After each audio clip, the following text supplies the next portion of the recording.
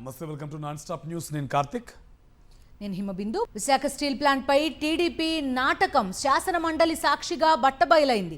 మండలిలో పరిశ్రమలు, వాటిపై పెట్టుబడులు, స్టీల్ ప్లాంట్ స్టేటస్ అంశంపై జరిగిన స్వల్పకాలిక చర్చలో టీడీపీ కూటమి ద్వంద్వ వైఖరిని ప్రదర్శించింది. స్టీల్ ప్లాంట్ పెట్టుబడుల ఉపసంహరణను వెనక్కి తీసుకోవాలని మండలిలో వైఎస్ఆర్సీపీ పెట్టిన తీర్మానానికి మద్దతివ్వలేదు మంత్రి లోకేష్. పైగా ఆ తీర్మానం సరైన ఫార్మాట్లో లేదని, దాన్ని మార్చి మళ్లీ మండలిలో పెట్టాలని లోకేష్తో పాటు మరో మంత్రి పయ్యావుల కేశవ్ కూడా అన్నారు. వైఎస్ఆర్సీపీ పెట్టిన తీర్మానంపై ఓటింగ్ పెట్టాలని మండలి చైర్మన్ను కోరారు ప్రతిపక్ష నేత బొత్స. కానీ ప్రభుత్వ తీర్మానాన్ని మాత్రమే చైర్మన్ ఆమోదించారు. ఆ తర్వాత సభను రేపటికి వాయిదా వేశారు.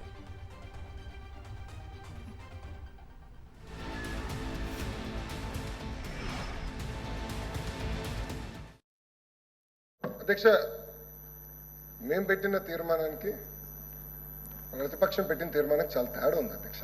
They are not one in the same అధ్యక్ష. ఇక్కడేమో ప్రైవేటీకరణ జరగకుండా మీరు నిధులు ఇచ్చారు, బాగా సపోర్ట్ చేశారు, ముందలు తీసుకెళ్తాం, ఈ సపోర్ట్ ఉండాలి, ప్రొడక్షన్ బాగా ఇంప్రూవ్ అయిందని ఇక్కడ చెప్తున్నాం. ఇక్కడేమో you reconsider and withdraw the disinvestment proposal ఉంటే కదా స్వామి. మీరు స్టేట్ గారు ఏదో స్టేట్ చెప్తున్నాం అధ్యక్ష. మీ ద్వారా అవసరం ఉన్న మెంబర్స్ అందరినీ రిక్వెస్ట్ చేస్తున్నాం, అన్ని పార్టీలు రిక్వెస్ట్ చేస్తున్నాము. దయచేసి ఏదైతే రివైవ్తో పాటు ఏదైతే ప్రైవేటైజేషన్ అనే వర్డ్ ఉందో ఆ రెండు కూడా ఆ పేరాలు ఉండాలి. దాన్ని పూర్తిగా రివైవ్ అవ్వాలి, పూర్తిగా ప్రైవేటైజేషన్ తొలగాలి. మరి రాష్ట్ర ప్రభుత్వం వచ్చి దానికి ఒక తీర్మానం చేసి పంపాలి. అది గత ప్రభుత్వంలో మేము పంపాము శాసనసభ నుంచి, మళ్ళీ దాన్ని పంపాలనేది మళ్ళీ దాన్ని ఆ స్పీడ్తో పంపాలని మేము రిక్వెస్ట్ చేస్తాం, చైర్మన్ కోరుతున్నాం.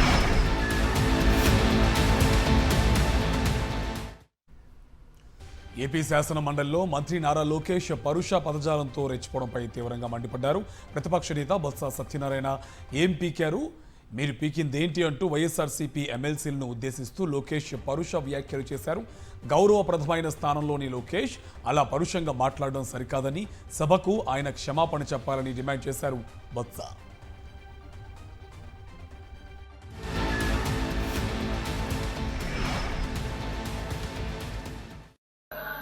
మీరు ప్రశ్నిస్తారా? 5 సంవత్సరాలు మీరు పీకిందేంటి? 5 సంవత్సరాలు చెప్తా, మీరు పీకింది చెప్తా నేను ఏంటండి. మీ కెపాసిటీ అంటే 48%, 25,000 కోట్ల అప్ప మీరు మారుతారు.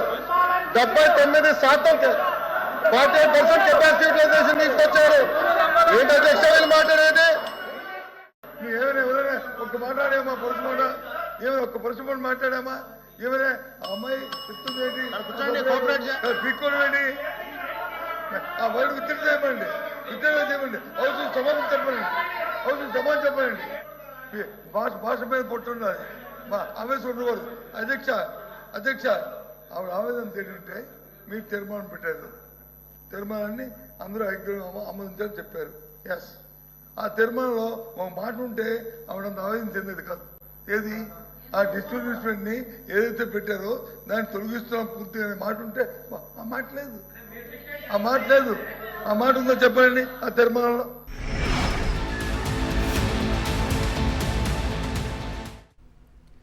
కూటమి ప్రభుత్వం వచ్చాక ఏపీలో భారీగా విద్యార్థుల సంఖ్య తగ్గిపోతోంది. శాసనమండలి సాక్షిగా ఈ పచ్చి నిజం వెల్లడైంది. ఫస్ట్ క్లాస్ నుంచి ఇంటర్ వరకు 77,58,930 మంది విద్యార్థులు మాత్రమే ఉన్నారు.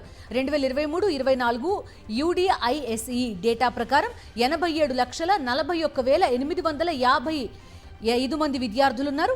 రాష్ట్ర ప్రభుత్వ లెక్కల ప్రకారం 2023-24 విద్యా సంవత్సరంలో 84 లక్షల మంది విద్యార్థులున్నారు.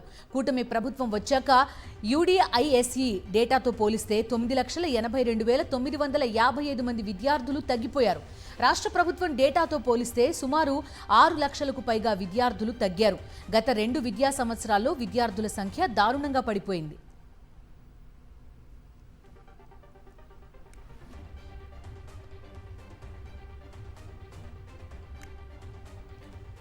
మెడికల్ కాలేజీల ప్రైవేటీకరణపై ప్రజల్లో తీవ్ర వ్యతిరేకత ఉందని ఆరోపించారు మాజీ మంత్రి విడదల రజని. అయినప్పటికీ చంద్రబాబులో ఎలాంటి మార్పు కనిపించట్లేదన్నారు. తన వారికి దోచిపెట్టేందుకే చంద్రబాబు ముందుకు వెళ్తున్నారని మండిపడ్డారు. తాము అధికారంలోకి వచ్చాక ప్రైవేటీకరణ నిర్ణయాన్ని వెనక్కి తీసుకుంటామని స్పష్టం చేశారు విడదల రజని. మా వైఎస్ఆర్ కాంగ్రెస్ పార్టీ, మా జగనన్న ప్రభుత్వం వచ్చాక ఖచ్చితంగా దీన్ని మళ్ళా ఈ గవర్నమెంట్ మెడికల్ కాలేజెస్ని గవర్నమెంట్లోనే కంటిన్యూ చేస్తాం. మీరు తీసుకొచ్చినటువంటి ఈ పద్ధతులన్నీ కూడా రద్దు చేస్తాం. అంతవరకు మీరు మీ నిర్ణయాన్ని మీరు వెనక్కి తీసుకొని ఈ ప్రజలకి, ఈ డాక్టర్ చదివేటువంటి విద్యార్థులకు మేలు చేసే వరకు కూడా మేము ప్రొటెస్ట్ చేస్తూనే ఉంటాం, యాజిటేషన్స్ చేస్తాం, అన్ని పోరాటాలు చేస్తాం అని మరొకసారి స్పష్టం చేస్తూ ప్రజలకు అన్ని వాస్తవాలు తెలుసు. రామాయపట్నం పోర్టు కోసం భూములిచ్చిన రైతులకు న్యాయం జరిగే వరకు వైఎస్ఆర్సీపీ పోరాటం చేస్తుందన్నారు మాజీ మంత్రి కాకాణి గోవర్ధన్ రెడ్డి. పోర్టు సందర్శనను పోలీసులు అడ్డుకోవడం పట్ల ఆగ్రహం వ్యక్తం చేశారు. తమను టెర్రరిస్టులా చూస్తున్నారని ధ్వజమెత్తారు. పోర్టు అధికారులు అనుమతి ఇచ్చినా పోలీసులు తమను అడ్డుకోవడమేంటని కాకాణి ప్రశ్నించారు.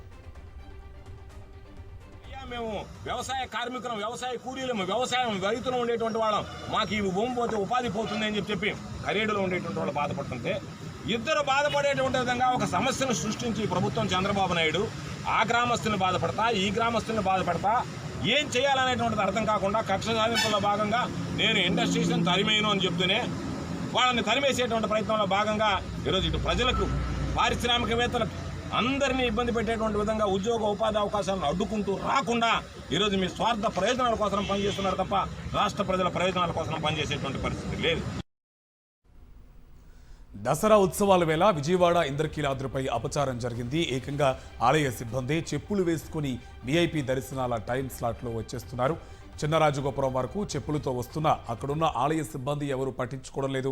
ఆలయ సిబ్బంది తీరు అలా ఉంటే ఇక ముగ్గురు యువకులు చెప్పులతో అమ్మవారి దర్శనానికి వెళ్లారు. చెప్పులతో భక్తులు దర్శనాలకు వెళ్తున్నా గమనించకపోవడం అధికారుల నిర్లక్ష్యం ఏంటన్నది కొట్టొచ్చినట్టుగా కనిపిస్తోంది. అధికారులు, పోలీసులు, సెక్యూరిటీ ఉన్నప్పటికీ చెప్పులతో వచ్చారు భక్తులు.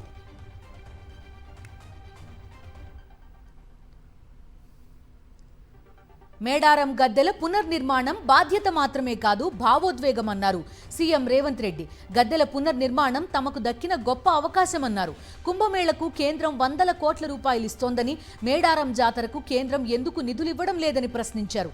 మేడారం సమ్మక్క సారలమ్మ అమ్మవార్ల గద్దెలను సీఎం పరిశీలించారు. అనంతరం మేడారం మాస్టర్ ప్లాన్ విడుదల చేశారు సీఎం.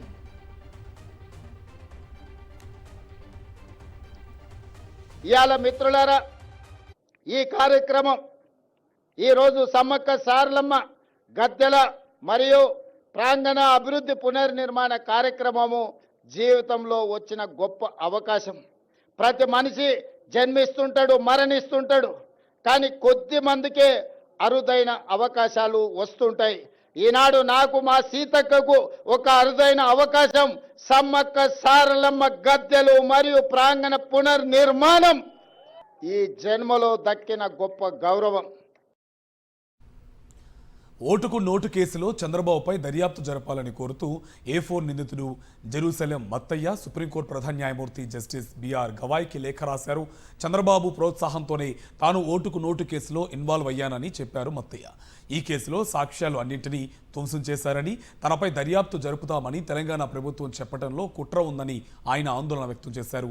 ఈ కేసులో నిజానిజాలు బయటకు రావాలంటే సుప్రీంకోర్టు పర్యవేక్షణలో దర్యాప్తు జరపాలన్నారు మత్తయ్య.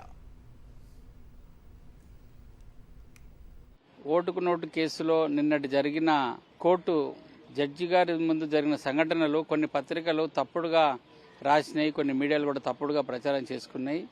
జడ్జి గారు మత్తయ్యను ఒక్కరినే విచారించాలని చెప్పి రాశారని చెప్పారు. కానీ ఓటుకు నోటు కేసు పూర్తిగా దర్యాప్తు చేయాలని జడ్జి గారు చెప్పారు. మత్తయ్య పేరు క్వాష్ చేయడం సాకుగా పెట్టుకొని ఏదైతే తెలంగాణ ప్రభుత్వం సుప్రీంకోర్టుకు వచ్చిందో, కానీ ఇక్కడ మత్తయ్య ఎవడు ఉత్త సుత్తయ్య, మత్తయ్య కాదు. ఇక్కడ మత్తయ్య అనుకున్న మహానుభావుడు చంద్రబాబు నాయుడు ఏదైతే తెలంగాణ ప్రభుత్వాన్ని, ప్రజాస్వామ్యయుతంగా ఎన్నికైన కొత్త ప్రభుత్వం, కొత్త తెలంగాణ రాష్ట్రంలో కొత్త ప్రభుత్వాన్ని పడేసి తన ఆంధ్ర లేదా తన టీడీపీ పార్టీ తన సామ్రాజ్యాన్ని తెలంగాణలో విస్తరించుకోవాలని చెప్పి ఒక బాబు చేసిన కుట్ర, చంద్రబాబు అని ఒక బాబు చేసిన కుట్ర. కానీ అన్ని పేపర్లు మత్తయ్యను విచారించి మత్తయ్య నన్ను విచారిస్తే ఈ కోర్టు అంగి పాయింట్ నాకాడ ఏముండదు, కానీ అసలు దొంగను విచారించాలని చెప్పి జడ్జి గారు చెప్పారు. దానికి జడ్జి గారికి మరియు సుప్రీంకోర్టు వారికి మేము నమస్కరించి వారికి కృతజ్ఞతలు చెప్తున్నాం. ఈ దర్యాప్తు నిజంగా దర్యాప్తు లాగా జరగాలి. ఎస్సీ ఎస్టీ అట్రాసిటీ కేసులో ముందస్తు బెయిల్పై ఏపీ హైకోర్టు కీలక ఆదేశాలు వెలువరించింది. మాజీ మంత్రులు కాకాణి గోవర్ధన్ రెడ్డి, విడుదల రజనీ తదితరుల పిటిషన్లపై హైకోర్టు కీలక తీర్పునిచ్చింది. ఎస్సీ ఎస్టీ కేసులో ప్రాథమిక ఆధారాలు లేకుంటే హైకోర్టులోనే ముందస్తు బెయిల్ పిటిషన్ వేసుకోవచ్చని ఉత్తర్వుల్లో పేర్కొంది.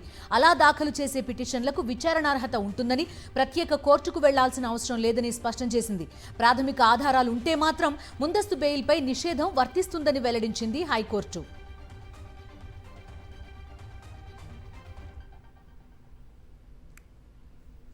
సోషల్ మీడియా యాక్టివిస్ట్ సవీంద్రారెడ్డిపై గంజాయి కేసు నమోదు చేశారు ప్రతిపాడు పోలీసులు. సవీంద్రారెడ్డి దగ్గర నుంచి కిలోన్నర గంజాయి స్వాధీనం చేస్తున్నట్టు పోలీసులు తెలిపారు. గుంటూరులోని 6వ అదనపు మున్సిపల్ మెజిస్ట్రేట్ కోర్టులో సవీంద్రారెడ్డి ప్రవేశపెట్టగా రేపు హైకోర్టులో హాజరుపరచాలని గుంటూరు కోర్టు ఆదేశించింది.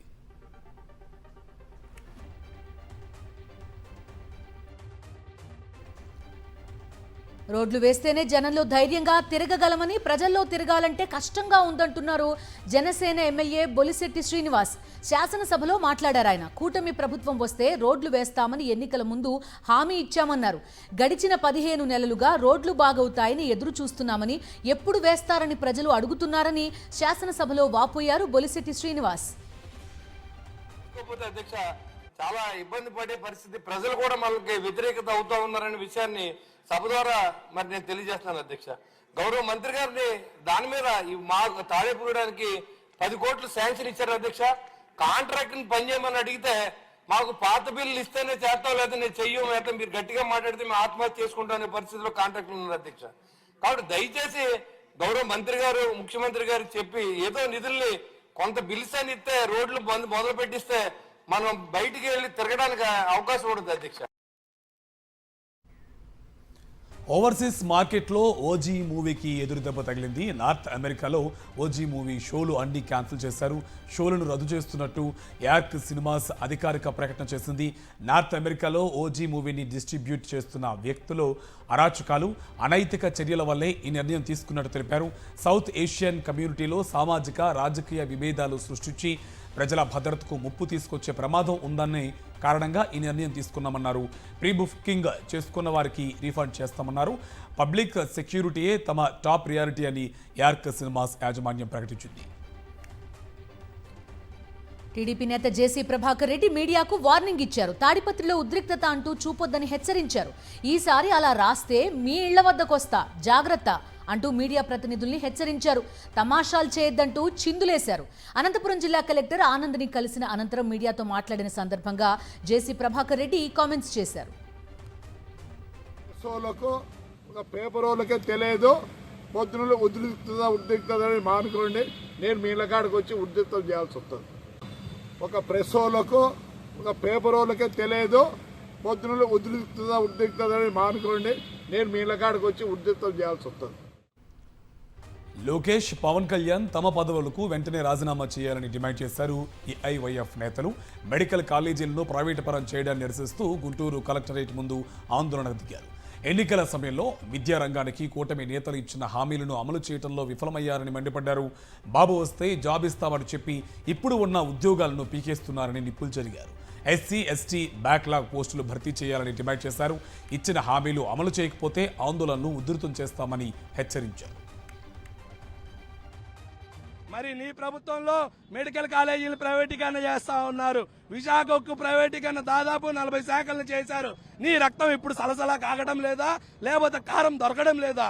కాబట్టి పవన్ కళ్యాణ్ గారిని కూడా మేము కోరుతా ఉన్నాము, మీరేదైతే ఆనాడు విశాఖకు విషయంలో ఎంపీలు అన్నారో, ఈనాడు మెడికల్ కాలేజీల్ని ప్రైవేటీకరణ చేస్తా ఉన్నారు. కాళేశ్వరం ప్రాజెక్టుపై విచారణ జరిపిన జస్టిస్ పినాకి చంద్రఘోష్ నివేదిక నిలిపివేయాలని కోరుతూ అప్పటి సీఎం కె చంద్రశేఖరరావు, అదనపు కార్యదర్శి స్మితా సబర్వాల్ హైకోర్టులో పిటిషన్ దాఖలు చేశారు. తనపై ఎలాంటి చర్యలు తీసుకోకుండా రాష్ట్ర ప్రభుత్వానికి మధ్యంతర ఉత్తర్వులు ఇవ్వాలని కోరారు. కమిషన్ సాక్షిగా సమన్లు మాత్రమే జారీ చేసిందని, చట్ట ప్రకారం ఎటువంటి నోటీసులు ఇవ్వలేదన్నారు. ఈ పిటిషన్పై 1-2 రోజుల్లో ప్రధాన న్యాయమూర్తి జస్టిస్ అపరేష్ కుమార్ సింగ్ నేతృత్వంలోని ధర్మాసనం విచారణ చేపట్టనుంది. సింగరేణి సంస్థను కాంగ్రెస్ ప్రభుత్వం నిర్వీర్యం చేస్తుందన్నారు ఎమ్మెల్సీ కవిత. కాంగ్రెస్ ప్రభుత్వం సింగరేణి సంస్థ వద్ద సుమారు 42,000 కోట్లు అప్పు తీసుకుని సింగరేణి భవిష్యత్తును ప్రశ్నార్థకరం చేసిందని విమర్శించారు. తెలంగాణ రాకముందు కరువు పరిస్థితుల్లో కూడా సింగరేణి సంస్థ తెలంగాణ ప్రజలకు అన్నం పెట్టిందన్నారు. సంబంధించి మనని కాపాడుకున్నటువంటి సిర్లవేణి సింగరేణి, మరి అటువంటి సింగరేణిని రాష్ట్రం సాధించుకున్న తర్వాత అభివృద్ధి చేసుకున్నాం. మళ్ళీ ఇప్పుడు చూసినట్టయితే సింగరేణి సంస్థ నుండి ప్రభుత్వం దాదాపు 42,000 కోట్ల అప్పు తీసుకున్నది. ఒకప్పుడు బెనిఫిట్లో ఉన్నటువంటి సింగరేణి దగ్గర నుంచి ప్రభుత్వం బకాయిలు పెట్టింది. చార్మినార్ భాగ్యలక్ష్మి దేవాలయం వద్ద బతుకమ్మ సంబరాలు వైభవంగా జరిగాయి. బీజేపీ మహిళా మోర్చా అధ్యక్షురాలు శిల్పారెడ్డి ఆధ్వర్యంలో బతుకమ్మ వేడుకలు వైభవంగా నిర్వహించారు. కోర్టు అనుమతితో ఆంక్షల మధ్య నిర్వహిస్తున్న బతుకమ్మ వేడుకలకు సినీ నటి ఖుష్బూతో పాటు బీజేపీ రాష్ట్ర అధ్యక్షుడు రామచంద్రరావు హాజరయ్యారు. మావోయిస్టు పార్టీలో అంతర్గత విభేదాలు ఉండవచ్చని అభిప్రాయపడ్డారు ప్రొఫెసర్ హరగోపాల్. మావోయిస్టు పార్టీ శాంతి చర్చలు కోరుతోంది కానీ ఆయుధాలు వదలడానికి సిద్ధంగా లేదన్నారు. కేంద్ర బలగాల ముప్పేట దాడితో మావోయిస్టులకు చర్చించుకునే అవకాశమే రావట్లేదన్నారు. సాంకేతిక పరిజ్ఞానం చాలా పెరిగింది. ఇవాళ ఎక్కడున్నారో కనుక్కోవడానికి డ్రోన్స్ ఉన్నాయి. కొత్త జ్ఞానం వచ్చింది. దానివల్ల నష్టము విపరీతంగా జరుగుతున్నది. శాంతి చర్చలు జరగాలి, ఆదివాసుల హక్కులు కాపాడాలి. దానికి మావోయిస్ట్ పార్టీ అక్కడ ఆదివాసుల హక్కుల కొరకని పోరాడుతున్నది అనేది సమాజంలో చాలామంది విశ్వసిస్తున్నారు. నేను కూడా వాళ్ళు ఆదివాసుల హక్కులు, లేకపోతే వేరే వాళ్ళకేం లక్ష్యం లేదు. తిరుమల శ్రీవారి సాలకట్ల బ్రహ్మోత్సవాలకు శాస్త్రోక్తంగా అంకురార్పణ జరిగింది. రేపటి నుంచి ప్రారంభం కానున్న బ్రహ్మోత్సవాలు అక్టోబర్ 2 వరకు జరుగుతాయి. బ్రహ్మోత్సవాలకు ముందు అంకురార్పణ ఘట్టాన్ని శాస్త్రోక్తంగా నిర్వహించారు వేద పండితులు. ఈ సందర్భంగా సేనాధిపతి విశ్వక్సేనుల ఉత్సవం వైభవంగా జరుగుతోంది. తిరుమల మాడవీధుల్లో శ్రీవారి సర్వ సైన్యాధ్యక్షుడు విహరిస్తున్నారు. రేపు సాయంత్రం 5:45 మీనలగ్నంలో ధ్వజారోహణంతో బ్రహ్మోత్సవాలు ప్రారంభం కానున్నాయి. అలాగే రేపు రాత్రి పెదశేష వాహనంపై శ్రీవారు దర్శనమివ్వనున్నారు. బ్రహ్మోత్సవాలకు విద్యుత్ దీపాలు, పుష్పాలు, పండ్లతో ఆలయాన్ని సుందరంగా అలంకరించారు. దేదీప్యమానంగా వెలిగిపోతున్న తిరుమల భక్తులు వైకుంఠ అనుభూతిని కలిగిస్తోంది.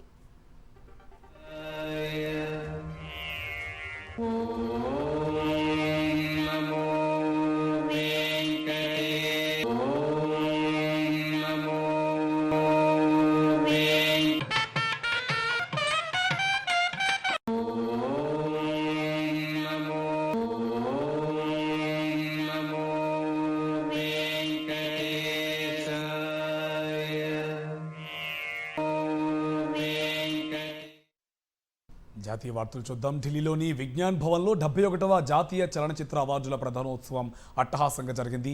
విజేతలకు రాష్ట్రపతి ద్రౌపది ముర్ము పురస్కారాలతో పాటు ప్రశంసా పత్రాలు అందజేశారు. ఉత్తమ నటుడి అవార్డును షారుఖ్ ఖాన్, విక్రాంత్ మాన్సే, ఉత్తమ నటి అవార్డును రాణి ముఖర్జీ స్వీకరించారు. ఇదే వేడుకలో ప్రతిష్టాత్మక దాదా సాహెబ్ ఫాల్కే అవార్డును మోహన్ లాల్కు ప్రదానం చేశారు. టాలీవుడ్ నుంచి ఉత్తమ చిత్రంగా భగవాన్ కేసరి ఎంపిక కాగా దర్శకుడు అనిల్ రావిపూడి, నిర్మాత సాహు గారపాటి పురస్కారాలు అందుకున్నారు. బెస్ట్ యానిమేషన్ విజువల్ ఎఫెక్ట్ అవార్డును హనుమాన్ సినిమా డైరెక్టర్ ప్రశాంత్ వర్మ అందుకున్నారు.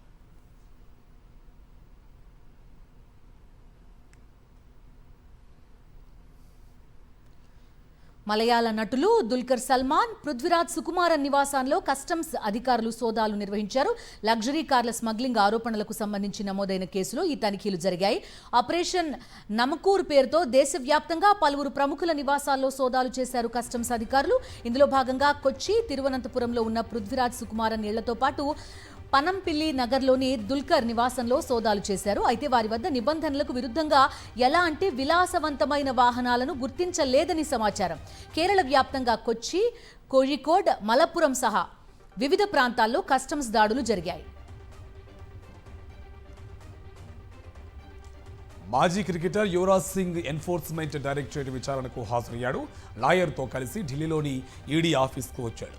1x బెట్ యాప్ను ప్రమోట్ చేసినందుకు యువరాజ్కు సమన్లు జారీ చేసింది ఈడీ. ఉదయం 11 గంటలకే రావాల్సి ఉండగా గంట లేటుగా ఈడీ ఆఫీస్కు వచ్చాడు. ఆన్లైన్ బెట్టింగ్ యాప్ కేసులో యువరాజ్ సింగ్ స్టేట్మెంట్ రికార్డ్ చేయనున్నారు. దర్యాప్తు అధికారులు ఇదే కేసులో నిన్న రాబిన్ ఉతప్పను ప్రశ్నించారు. ఇప్పటికే శిఖర్ ధావన్, సురేష్ రైనాల స్టేట్మెంట్స్ను రికార్డ్ చేశారు.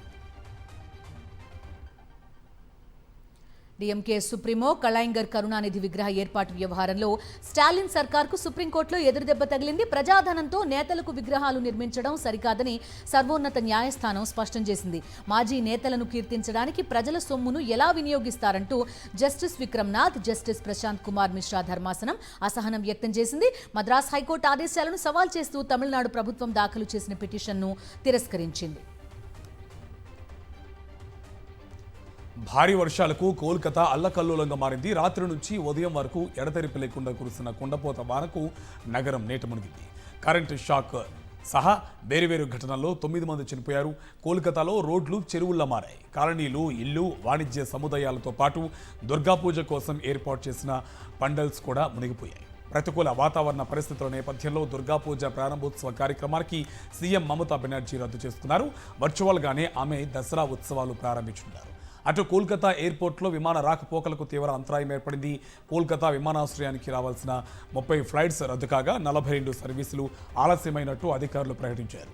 భారీ వర్షాల నేపథ్యంలో 2 రోజుల పాటు విద్యా సంస్థలకు సెలవులు ప్రకటించింది దీదీ ప్రభుత్వం. అంతర్జాతీయ వార్తలు చూద్దాం. ఐక్యరాజ్యసమితి జనరల్ అసెంబ్లీలో అమెరికా అధ్యక్షుడు డొనాల్డ్ ట్రంప్ కీలక వ్యాఖ్యలు చేశారు. యుద్ధాలు ఆపడంలో యుఎన్ఓ ఘోరంగా విఫలమైందన్నారు. ఐక్యరాజ్యసమితి తన ప్రాముఖ్యతను కోల్పోయిందని విమర్శించారు. భారత్ పాక్ యుద్ధాన్ని తానే ఆపానన్నారు. రష్యాకు భారత్, చైనా సహాయం చేస్తున్నాయన్నారు. ప్రపంచ దేశాలు తీవ్ర సంక్షోభాన్ని ఎదుర్కొంటున్నాయన్నారు. ప్రపంచ శాంతి కోసం కృషి చేస్తున్నానన్నారు ట్రంప్. ప్రజల ప్రాణాలు కాపాడడమే తనకు అసలైన నోబెల్ అని స్పష్టం చేశారు డొనాల్డ్ ట్రంప్.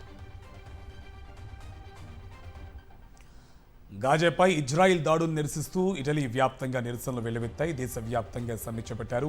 రోమ్, మిలన్ సహా పలు నగరాల్లో వేలాది మంది రోడ్లపైకి వచ్చి ఆందోళన చేపట్టారు. పాలస్తీనాను ప్రత్యేక దేశంగా ప్రకటించేందుకు ప్రధాని మెలోని ఒప్పుకోకపోవడాన్ని తప్పుపట్టారు. వెంటనే పాలస్తీనాను ప్రత్యేక దేశంగా గుర్తించాలని డిమాండ్ చేశారు. నిరసనకారులను అడ్డుకునేందుకు పోలీసులు ఎత్తించారు. వాటర్ క్యానన్స్, టీయర్ గ్యాస్ ప్రయోగించడంతో ఉద్రిక్తత నెలకొంది. పాలస్తీనా జెండాలు పట్టుకున్న నిరసనకారులు ఆస్తులను ధ్వంసం చేశారు. ఈ గొడవల్లో 60 మంది పోలీసులు గాయపడ్డారు. ఇటలీలోని పోర్టులను దిగ్బంధించి ఆందోళన చేపట్టారు. పలు వాహనాలను అడ్డుకుని నిరసన వ్యక్తం చేశారు.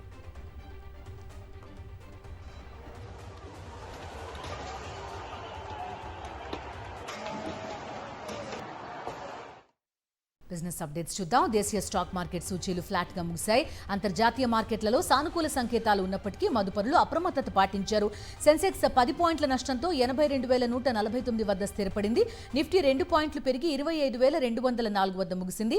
ఇండస్ ఇండ్ bank, JSW, Axis, Bajaj finance, SBI shares ప్రధానంగా లాభపడ్డాయి. Trent, tech Mahindra, SBI life insurance, HUL, UltraTech cement shares నష్టాల్లో ముగిశాయి. బంగారం ధర రోజు రోజుకు రికార్డు స్థాయిలో దూసుకువెళ్తుంది. తాజాగా ఢిల్లీలో 24 క్యారెట్ల 10 గ్రాముల ధర మరో 2,000 రూపాయలకు పైగా పెరిగి 1,18,900కు చేరుకుంది. అటు వెండి కూడా భారీగా పెరిగింది. ఢిల్లీ మార్కెట్లో కిలో వెండి 1,39,600 రూపాయలు చేరింది. ఓవైపు డాలర్తో రూపాయి విలువ కనిష్ట స్థాయికి పడిపోవడం, H1B వీసా రుసుము పెంపు నేపథ్యంలో బంగారం ధర సరికొత్త రికార్డులు సృష్టిస్తుంది. స్పోర్ట్స్ అప్డేట్స్ చూద్దాం. ఏషియా కప్లో టీమిండియా టైటిల్ ఫేవరెట్గా బరిలోకి దిగింది. అంచనాలకు తగినట్టుగానే అదరగొడుతోంది. సూపర్ 4లో భాగంగా పాకిస్తాన్తో జరిగిన మొదటి మ్యాచ్లో టీమిండియా 6 వికెట్ల తేడాతో గెలుపొందింది. ఇక టీమిండియా తన రెండో మ్యాచ్లో రేపు బంగ్లాదేశ్తో తలపడనుంది. దుబాయ్ వేదికగా ఈ మ్యాచ్ జరగనుంది. పాకిస్తాన్పై ఘన విజయం సాధించి మంచి జోష్ మీదున్న సూర్యకుమార్ సేన ప్రస్తుతం బంగ్లాదేశ్ మీద కూడా ఘన విజయం సాధించాలని పట్టుదలతో ఉంది. ఇవి నాన్ స్టాప్ న్యూస్ డీటెయిల్స్.